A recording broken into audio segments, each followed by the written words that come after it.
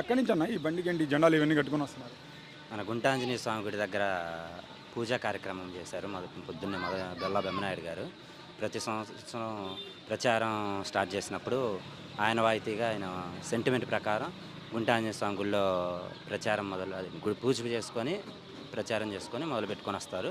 ఇక్కడి నుంచే డైలీ ఇవాళ మార్నింగ్ ఎండైనా కానీ పూజా కార్యక్రమం మొదలుపెట్టారు కాబట్టి చేశారు. రేపటి నుండి సాయంత్రం పూట చల్లజామునే ప్రచారం ఉంటుంది.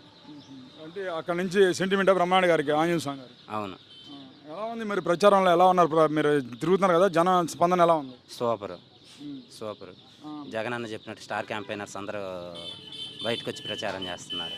గెలుస్తారా అయితే బ్రహ్మాండ గారు? డౌటా?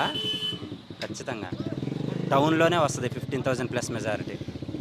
మరి అటు చూస్తే మక్కిన మల్లికార్జునరావు గారు సపోర్ట్ చేశారు, జీవి ఆంజనేయులు, జనసేన అందరూ కలిసి ఉన్నారు కదా. వాళ్ళందరూ కలవలేదు, మనల్ని చూసి భయపడి కలిశారు అంతే. భయపడ్డారు మరి, అంతే కదా. ఒక్కరైతే తట్టుకోలేరని చెప్పేసి భయపడి కలిశారు. ఎంతమంది కలిసినా జనాలు మాత్రం జగన్ పక్కే ఉన్నారు కదా. ఎలా ఉంది ప్రచారంకి వెళ్ళినప్పుడు జగన్ పథకాల గురించి మహిళలు ఎలా ఫీల్ అవుతున్నారు? అది చెప్పాను కదా, స్టార్ క్యాంపెయినర్స్ అందరూ బయటకు వచ్చి చేస్తున్నారు. ఎలా మరి జగన్ గెలుస్తారంటారా అయితే? ఖచ్చితంగా.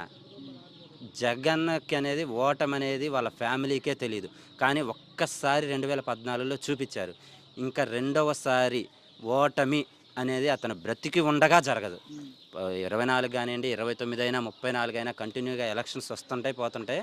ఓటమి అనేది ఇంక ఉండదు, అలా ఫ్యామిలీకే ఉండదు. మరి చంద్రబాబు నాయుడు అన్నాడు కదా, బాబు షూరిటీ భవిష్యత్తు గ్యారంటీ అన్నాడు, సూపర్ 6 అన్నాడు, ఆరు హామీలు అన్నాడు. ఎంతమంది అయినా పిల్లలు కానండి అందరికి అమ్మకు వందనం ఇస్తానంటున్నాడు. మన బైరెడ్డి చెప్పినట్టు ఆయనకే 4 షూరిటీ ఇస్తే బయటకు రాలేదు. ఆయన ఇంకా భవిష్యత్తుకు షూరిటీ ఏమిస్తాడు, గ్యారంటీ ఏమిస్తాడు? ఆయనకే 4 షూరిటీ ఇస్తే బయటకు వచ్చి తిరుగుతున్నాడు రాజమండ్రి నుంచి. ఇంకా అలాంటి ఆయన చెబితే నమ్ముతారా? అతను ఇచ్చిన సూపర్ 6లో రైతు భరోసా కానీ అమ్మఒడి కానీ 2 మనయే.